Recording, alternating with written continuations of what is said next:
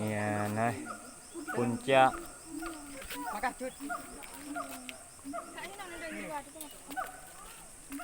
Memang beres.